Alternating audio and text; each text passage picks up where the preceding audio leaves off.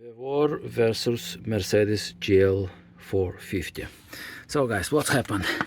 I had this frame bent in, so I wanted to spread it out. I used this Porta power and I mounted this end to support the other side of the subframe. And what I did else, I supported it there, put it like this and started to spread out.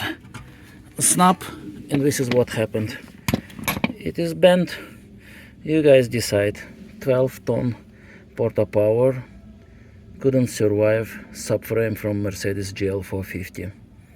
Think about buying it, or maybe buy something stronger. But I doubt this jack is different per other versions. I don't know, maybe it is stronger, but 12-ton didn't survive.